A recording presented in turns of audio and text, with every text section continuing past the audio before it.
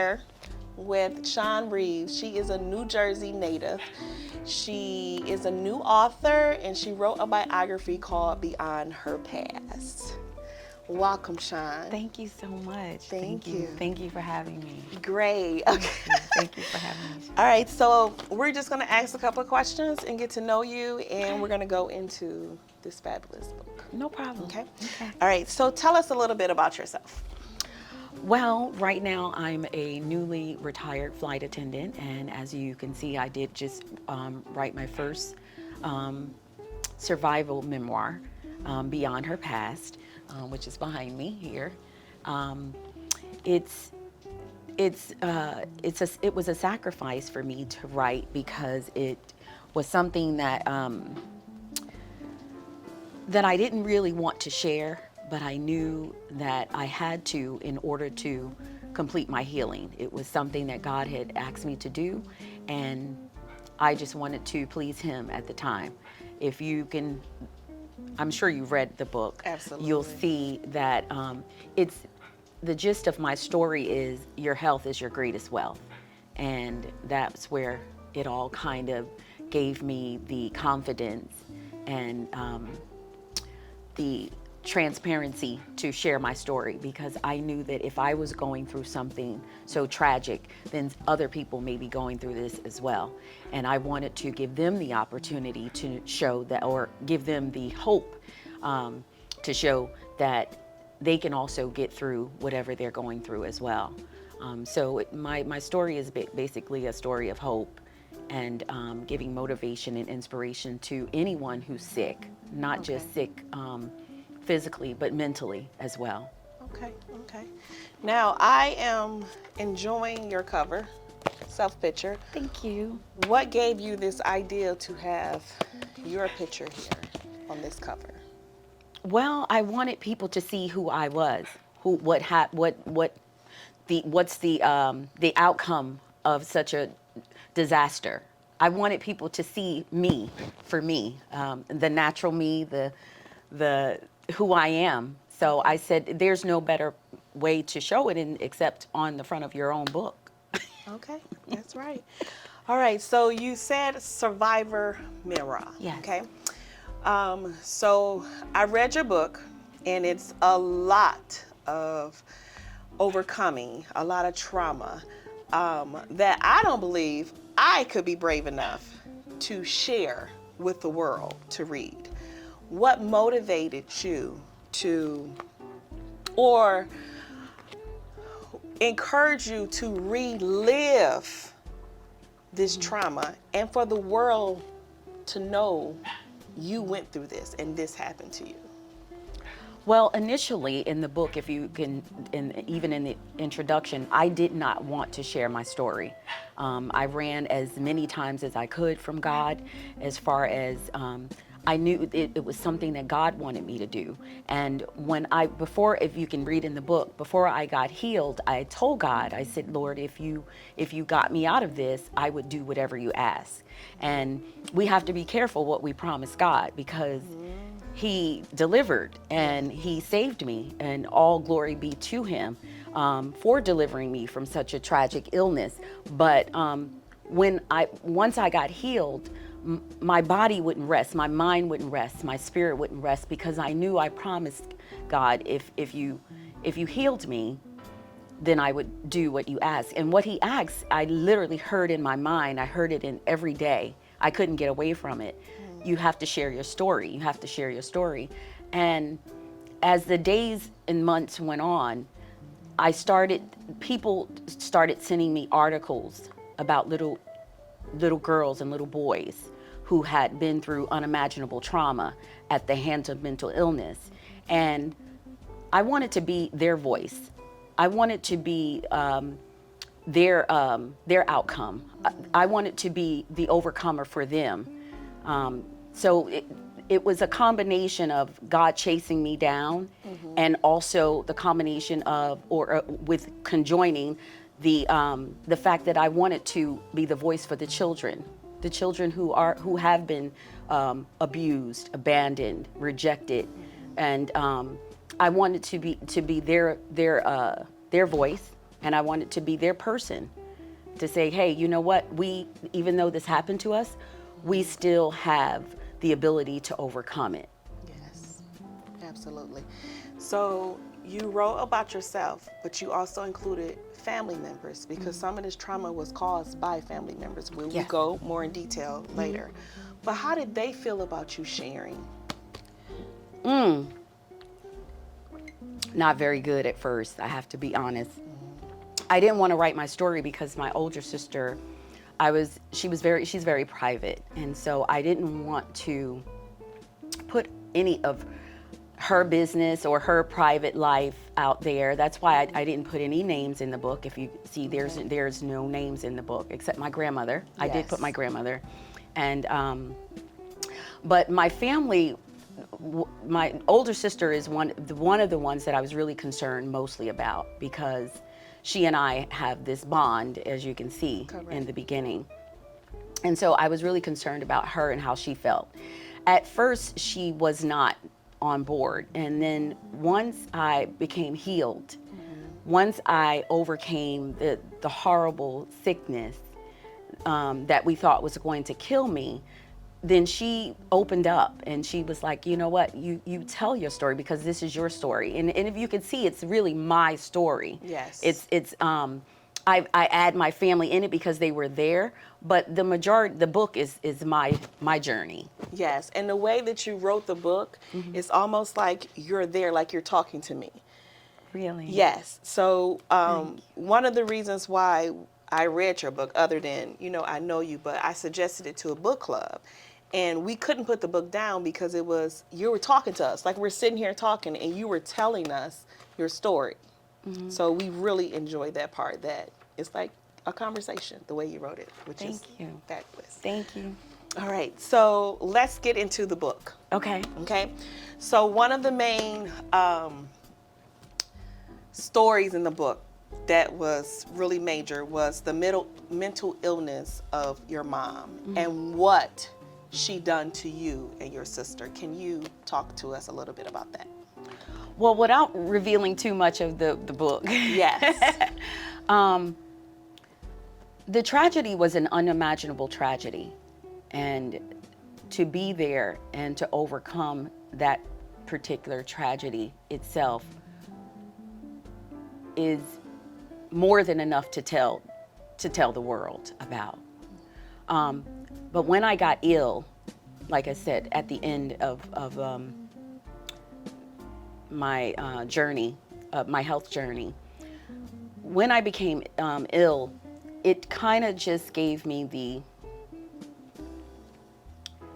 the reassurance that I had to tell it all. I couldn't leave out that part. Right. I couldn't leave out because that was a significant part. And it was the beginning Yes. of the cycle of your life. Yes. Yes. I had to put the beginning in order to get to this part of me.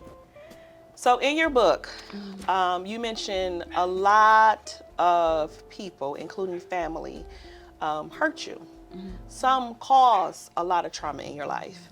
But you also wrote in your book that you forgave one that was part of a lot of your trauma. I want to know which was your mom, right? I want to know what made you forgive her. And after you forgave her, you wanted to show her that you forgave her and you loved her. What did that? Because I couldn't have done it. No? No, right? I couldn't have done it. But I want you to share with us, how could you forgive your mom and why did you want to show her that genuine love? Although she didn't give it to you. No. And maybe that was the reason for me, the way I feel about my mom. I was actually the one who didn't get the love, we all had our moments of not getting the love that we needed and deserved. Yeah. But when she was able to give me the love, I didn't receive it then. But as I got older and I saw all of the trauma that my mother went through, and her journey was not easy. It had to be really hard to do what she did to her children. I've always felt in my heart that something came inside of our home, something supernatural, something evil, and took over my mom and took over our home that day and destroyed our home. I always, even in the book, I tell you that things happen in the spirit first, and then they actually manifest in the physical form. Something happened that was so terrible that day, but something was birthed out of that tragedy that money can't buy. And that's the confidence and the love and the self-assurance I have within myself that the journey took me through in order to get here. Mm-hmm. Do you understand what I mean by that? Mm-hmm. So even though it was tragedy or tragic, God turned it into a triumph. And so it's really difficult for me to say how I forgave her, because I don't know how I forgave her. It had to be the heart that God has given me.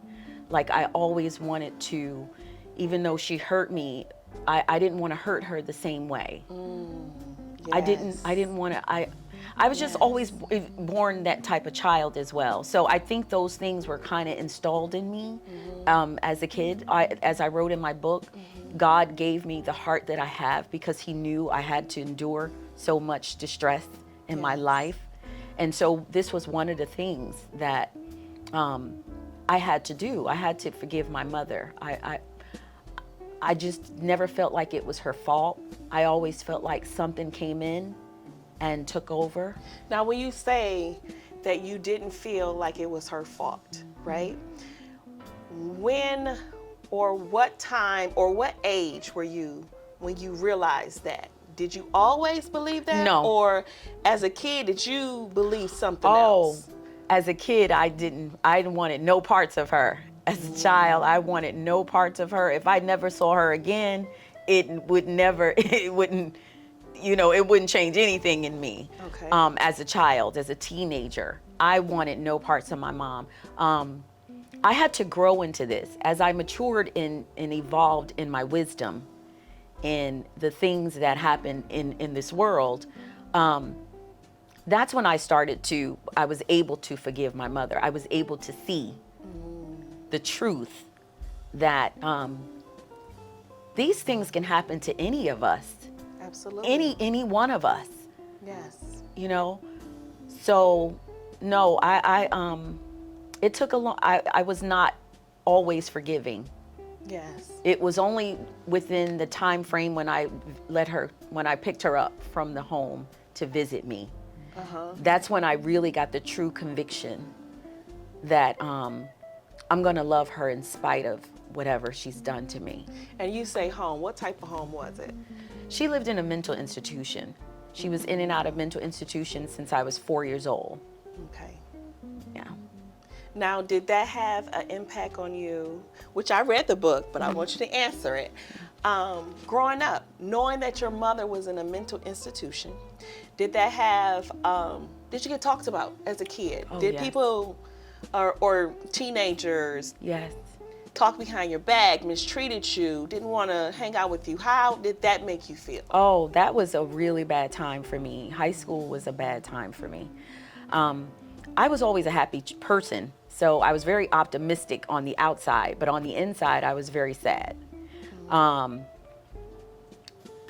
My mother, the subject about my mother, I was bullied about my mother being crazy. Oh my God. The whole time I was in high school, somebody had something to say. Because children hear adult things. They hear adult stories and conversations. So some of the children or they knew my story. So they would ask me questions, and I had a few compassionate people to be compassionate towards me, but then I had other people that says, you know, like, oh, your mom is crazy, and if I was to raise my voice or become angry, Yes. or be provoked and into a rage, they would call me crazy as well. Like, oh, you're just like your mom. And then that was even more of a hardship for me, because I didn't want that stigma. That was my mother's story. That wasn't my story. And so I tried very hard to stay calm protect yourself. and protect myself. Yes. But sometimes it came out, when, we're human. Absolutely. And yeah. if I went off or, 0 to 10, I would be so upset with myself, because I felt like I gave them ammunition to say, see, you're just like your mother. Yeah. Yeah. Ooh. Yeah. Yeah. Powerful words when you say you're just like your mother, when you know she's not in her best stuff. Yes. Yeah. Okay. So in your book, you talk about relationships. Mm-hmm. And one of your relationship was your fiance. Mm-hmm. Okay. Tell us a little bit about that relationship and how the tragedy in your life influenced that relationship with him. First of all, because of what I've gone through, I had to learn to love myself. Mm-hmm. I had to learn that, and it took a long time for me to love myself. When I was with him, I wasn't loving myself. I think at the end of our relationship, I kind of got some type of kick in the pants, like, hey, you need to get up and leave this man. He's gonna drag you down. Yes. But it was at the end where, there was no place left to go. I was at my lowest. And so, you have to go. You're gonna stay or you're gonna go. And I decided to go, because I said, this is it. He can't kick me down any further than I am. Mm-hmm. But I also realized that I attracted those type of people because of who I was with my own self, the relationship I had with me. Yes. So I attracted the narcissistic men, the narcissistic personality, because I wasn't fully healed within myself. And so I allowed those type of men to dictate, what it's going to be, instead of me standing up and being a strong, firm woman about, this is me, and I'm not going to stand for this, and not allowing anybody to put their hands on you, and right. And so I always confuse love with being mistreated. Okay, I want to ask you something about that. You confuse love, right? Yeah. In your book, you said that you was sent to a Muslim school, right? Yeah. And your grandparents was Christian. Yes. So having those influence of religion, mm-hmm. right? That wasn't enough to show you love or know what love is? No. Because I'd never, if you read my book, my relationship was always up and down with God. As a teenager, I didn't believe in God. Oh, I cursed my grandmother. My grandmother would pray over me, if you've heard in the book. Uh-huh. She would pray over me at night when I was sleeping. I would just sleep in the bed. Every night, she would just pull up her milk crate and she would sit on it. She would put a pillow on top and she would sit on it, and she would open her Bible and she would anoint my head with oil, and oil would just be running down the sides of my face. And I would wake up and see her, and she would be praying next to me, and I would just be so angry. There's no God, get out my room. I was such an angry teenager. I was so sad, and because of what I had gone through at 5 years old or 4 years old. And so I didn't believe in God. I didn't think he existed at all. It was not until after years later, in my 30s, that I even really acknowledged. I mean, I always, again, up and down, here and there. Uh-huh. If he did something good for me, I was always one of those type of people. oh, okay, well, well, maybe there is God then, he did, help me pay my rent this month, or I did get a blessing, and then something tragic would happen, and then I would go back into the bag, well, there is no God for me. Okay. So that was always my life until the sickness. We're going to get into the sickness. Okay. We're going to get into the sickness. Okay. Okay. So we're going to talk about a chapter, okay? And the reason why this chapter stood out to me, and I should have, where's my, it is called Strange Fruit. Okay. Now, it stood out to me because Strange Fruit, I don't know if you know this, but Billie Holiday had a song called Strange Fruit. Yes. And that strange fruit was African Americans hanging from a tree. And if you look at the tree and an African American standing there, that looks like some strange fruit. Okay? But your book or your chapter was far from that vision of that song. But can I tell you? Yes. Come on, let's talk about it. Let's talk about that. The reason I named that chapter Strange Fruit is because of Billie Holiday, number one. Okay? Okay. Number two is because it was so fitting, because what happened to me in that chapter made me want to commit suicide. Come on.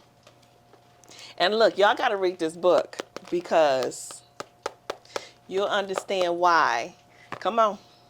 So as I was doing the project, Billie Holiday, number one, is one of my favorite artists. I absolutely love her. And even as a child, I would sing her songs.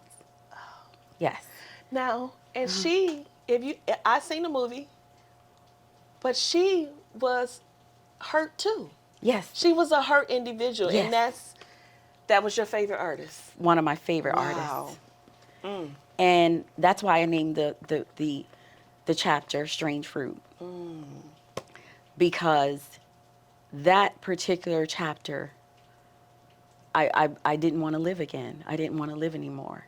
That's the turning point of my life. That's the chapter that gave me the audacity to tell my story to anyone. That chapter is the chapter that was the defining moment in my life that silenced all men's opinion of me. Love it. That was the defining moment. I love Strange Fruit. Strange Fruit. It was Billie Holiday's best song. Yes, it was. Yeah. And it caused her a lot of jail time, A lot of grief. a lot of harassment. Yes. To her deathbed. Yes. That song. Wow. It was her labor to love. Yeah. Wow. Okay. So in the book, it was, let's say, probably like the first 40 pages, right? It was, oh my God, right? I can't believe this happened. And then it just kept coming. Oh my God, I can't believe this happened to you. Then another, oh my God, I can't believe this happened. Like, as soon as you think you will have a breakthrough, something else hits you harder, okay? But one of the funniest parts in this book is the time that you met R. Kelly. Now, hilarious. Yes. Okay. Tell us about that moment. Oh my God. It was the funniest moment. I've had many funny moments. You can see that in the book, but it was just the funniest moment. My best friend and I were at the concert, and I'm an R. Kelly fan, and I love his music all my life. And it was just one of those moments where he spotted me, and we locked eyes, and he was like, he sent his bodyguard over to get me or whatever, and then the bodyguard brought me back to him, and he asked me, he was signing autographs at the time, and then he turned and looked at me. I'm standing there like a little girl just waiting to be noticed, and he turns and looks at me, and we lock eyes, and he said, you have time to talk? And I said, yes, this is R. Kelly. I have time to talk. And so he said, well, you can follow me to the bus. And I followed him to the bus, and my best friend and I, we were just trotting behind the entourage. And do you want me to tell the funny part? Because, we don't want it. Do we want to give that away? I mean, if you want to give it away, it's okay. I mean. Yeah, we can give away one thing. Okay. And that'll be it. Okay. That'll be the one thing. This is okay. So we walked to the bus, and we're standing there, and I'm just standing there waiting my turn to step on the bus. So everybody's stepping on the bus. My best friend is already, I think did he step on the bus before me? Yes, I think he stepped on the bus before me. I was behind him. And then, we're just laughing and talking and walking, and, and all of a sudden I slipped and missed the bus, between the bus and the step, and slid clean under the bus. I'm talking about one leg up in the sky, one leg under the bus. Everybody turned around. R. Kelly started busting out laughing. They was crying so hard. I was embarrassed. I was trying to hide my face. And then my best friend, he bends down and he says, can I cuss on here? Can I cuss on here? It's yours. Okay. This is yours. And then my best friend, he turns around and he bends down, and I'm on the ground, and and I'm humiliated. I'm just like, I'm trying to shield myself from this embarrassment, because it's 100 people outside. It's R. Kelly, his entourage, and everybody. And my best friend, he bends down and he says, bitch, do you know you just fell in front of R. Kelly? I said, if you don't help me up, you better help me up. And he helped me up. He slid me from under the bus. My shoe was broken. My strap was broken on my T-shirt. But I looked really good that day. I must say, I felt good. I looked really good. But when I got off that ground, I could not look R. Kelly in the face anymore. I couldn't look anyone in the face. I kind of just dusted myself off, pulled my dress down, and I just limped away. And they just cracked up, laughed. It was just a really funny moment. Very funny. Yes. But here's something else to think about. Again, you said you love R. Kelly. Yeah. Another hurt person, right? Now, with all the stories that's out about him, are you now happy that you fell on that ground? That was rejection for my protection. Absolutely. Absolutely. Yes. The embarrassment saved me. Yes. Yes. Because you could have been on that documentary. Ended up telling my story. Yeah. Wow. Yes, I was embarrassed, but that moment was a defining moment that said, you know what, it wasn't supposed to happen. God didn't allow that. It was almost like it was embarrassing for me, but in the long run, I dodged a bullet. Absolutely. Yeah. Great. All right. So in your book, you quote a lot of scriptures from the Bible. Yes. What gave you that idea to put scriptures in your book? Because all the scriptures that I have in my book are significant to my own personal journey. I am not, as I state in the book, I am not an avid, Bible quoting, reading a book, Bible all the time. I am not that person. I didn't find God through church or through reading the Bible. I found him through my life. I found him through the tragedies he's brought me through. I found him through the mess of my life that he's turned into a message.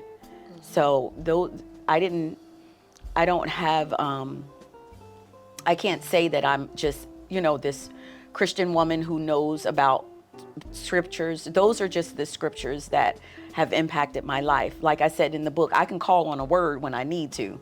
I don't know the Bible word for word, but I can call on a word when I need it. Right on time. Yeah. And so those are the words that I called on during my dark days. Okay. And I hope you receive those. Yes. Those are my favorite scriptures.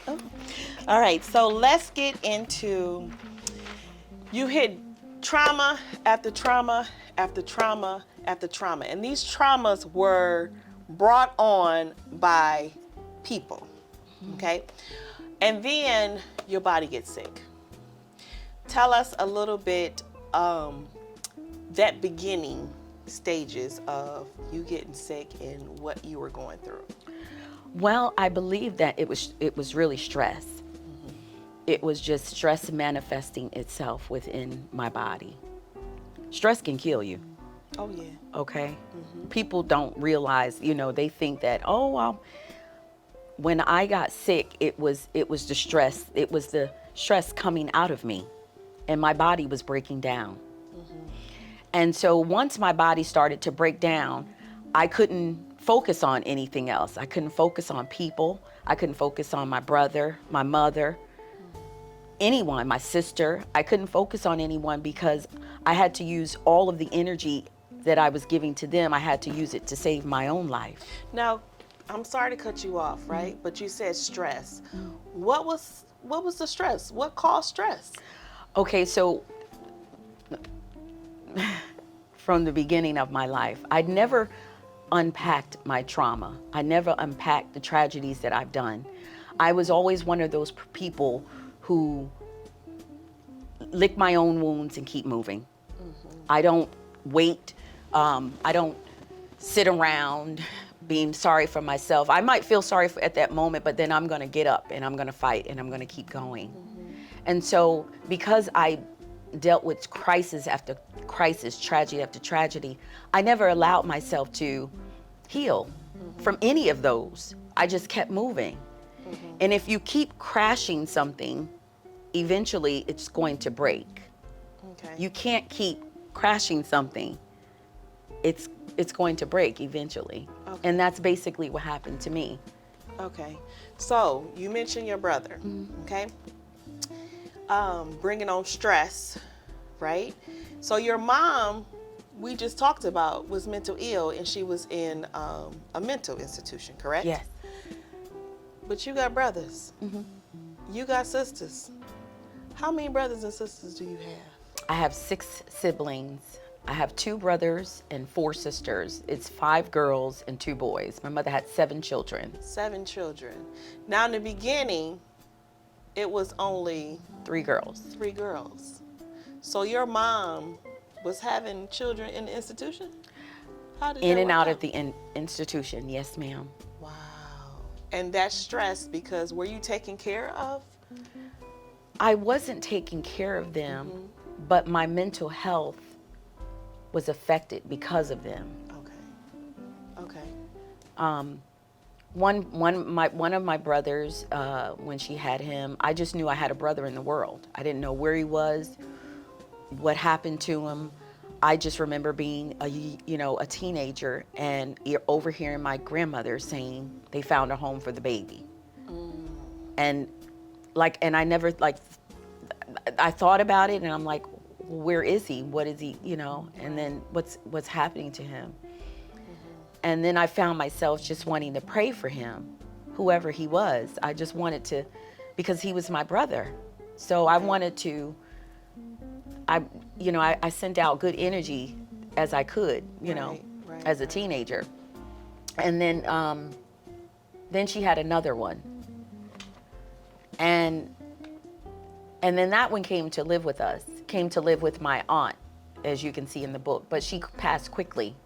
And so my brother had to be placed in a homeless shelter for children. Okay. And that's what really broke my heart. Like I couldn't handle that because he was my brother and he was a baby. He was a toddler when my aunt died. My aunt adopted him, but my aunt died when he was only 2 years old. And I just wondered, like every night I would just sit up and wonder, where was he and what's gonna happen to him?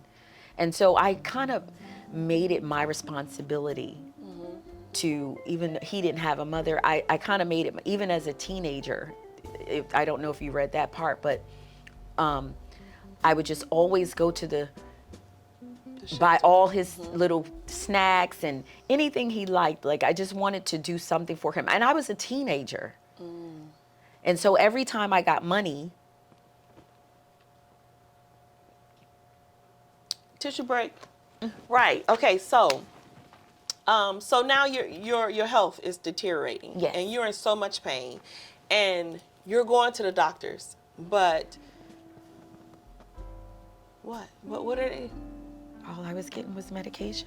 Medication on top of medication, but you felt something was wrong. I literally told the doctors the first time that I went there, I said, I feel something moving in my body. And they said, oh, well, your stomach, it moves around. And, they gave me all. And I said, well, I feel things on my head. I feel things in my ears. I feel things on my eyes and my nose and my hands and my feet and privately. And I was feeling things, and they dismissed it. And they told me that it was all in my head. Now doctors, which we're supposed to trust in, then you find a holistic doctor. Yes. Tell us about that experience with the holistic doctor. Divine order. Glory be to God. He ordered my steps to find this woman. And I found her, and she, I know nothing about nothing. I don't know. I am just a junk food junkie who believes that McDonald's can make me feel better. That's who I was back then. When I found this woman, she said, I was happening. Do you want me to just go ahead and tell the story how I found her, or do you want me to just, how would you like me to say that? No, you don't have to get it because he wants 30 seconds, right? Okay. But tell us what she found. Okay. So she diagnosed me with a year or less to live. And she told me that I had a year less to live. If I lived, I would have schizophrenia or some type of mental illness, Alzheimer's or dementia. And she said that, do you want me to tell the... Yes, how did you heal? What to do? Sorry. How did I heal? Or no, what did she tell you to do? What I had? No, not what you had. Okay. But she said you got a year to live. You're going to have schizophrenia, dementia, right? But did she give you something to get better with other than medication? What did she tell you that can save your life? Well, she told me that I had to change my life in order to save me. She said she didn't know if she could help me at first because my examination my brain was the darkest she had ever examined. She didn't even know how I was standing there, or how I was sitting there with her because my brain was so dark. So what she said was, I'll help you, but I don't know how it's gonna come out, what the outcome is gonna be. And so I'm sitting there like, what? What are you talking about? And she's like, yeah, your body is really taking over. And I'm like, are you serious? Yeah, she said I had parasites. Parasites, and that's where you found out that. And that's when I found out I had parasites. The parasites but the doctors didn't pay attention to you at all. Almost 2 years of going back and forth to the doctors, being misdiagnosed again over and over. And then I found this woman 2 years later after being sick. Okay, and then she tells you, I don't know how to save you. She said she doesn't know how to save me. She would try her best, but she doesn't know how far embedded they are in my body. She don't know how many there is. She doesn't know, how long it's going to take to heal me. She says she doesn't even know if I'm going to be healed. Okay. Because the fact that they were in my brain, she said was either nearly impossible without a surgery or some type to get them out. Okay. So then you get in your superhero mode, right? My Because you're a superhero. saver, right? You wanted to Absolutely. save everybody. Yeah. Okay? And you do all your research, and basically it is change your way of eating, right? Change what you eat in your body, change the way your friends, how, that's something else, right? Because the doctors didn't believe you. What about friends? No, friends kind of didn't believe me as well. So you're in this process of healing yourself, okay? You're changing your diet, no meat, just vegetables, basically everything that grew on the earth, right? Yes. From the ground. Yes. And you're doing this alone. Yes. Because nobody believed you. Nobody. Nobody. Now, you heal yourself, and we just gonna jump into this, Yes. right? Yes. In your book, you says, no, you're gonna have to edit that out, okay? Nobody believed you, okay? And when My sister believed me. your sister believed you, Yes.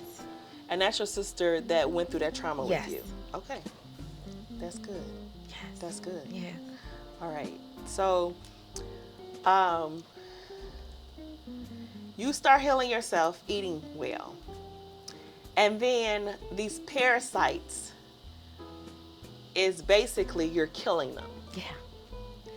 So, how did it look? Or how did it feel getting rid of something that was causing you so much pain? Oh. It was a tragedy. It was a tragedy just to get them out my body. They fought me. They fought me through my thoughts. They fought me through my habits. They fought me through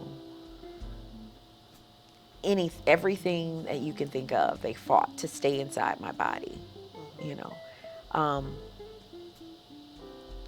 These are creatures that belong to the devil. I mean, they come to kill, steal, and destroy. That's it.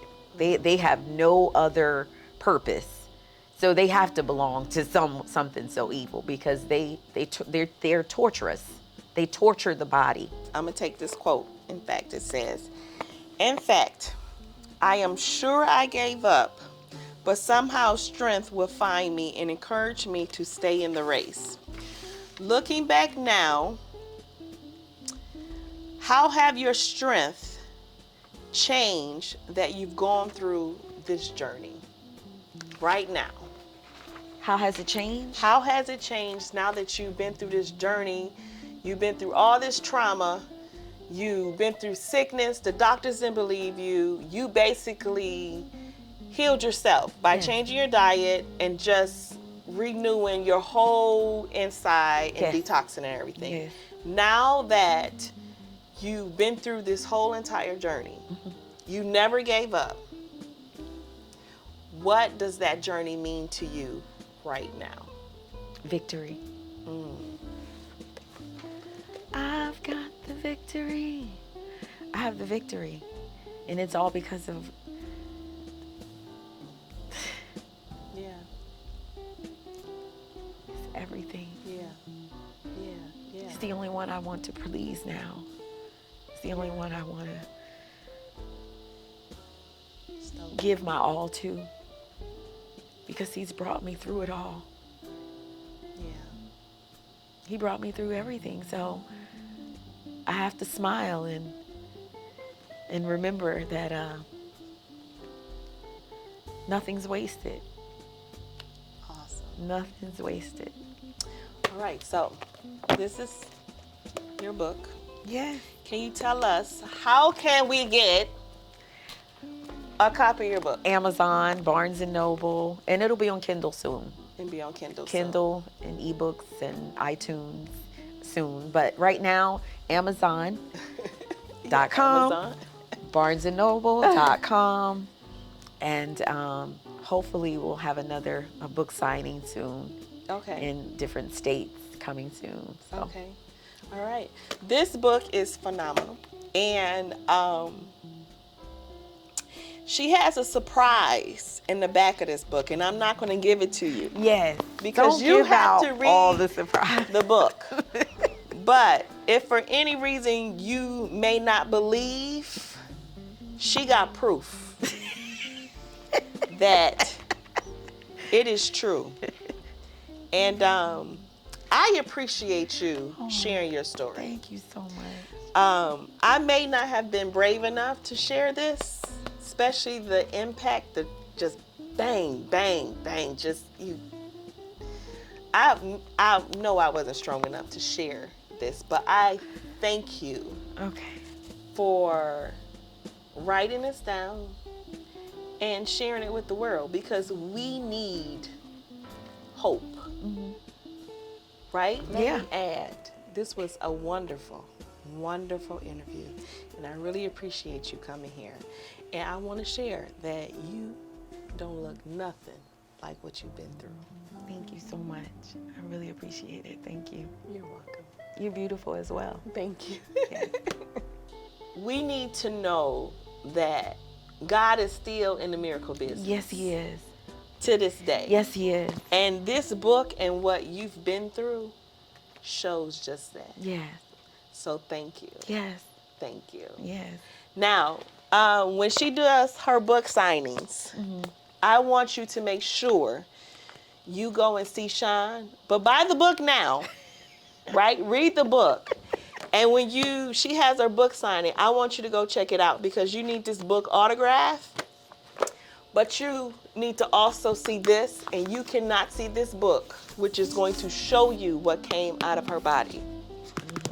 Proof. Encyclopedia style. Yes. This is all encyclopedia style. Yes. Now, do you have any social media? I do. How can someone get in contact with you? They can follow me on Instagram at beyond_her_past2, the number 2, and you can do beyondherpast.com, which is my website. Okay. And you can also follow me on Facebook at Shaun Reeves. I am the author of Beyond Her Past, mental health advocate, and also motivational speaker. Awesome. Okay. Thank you. All right, thank you.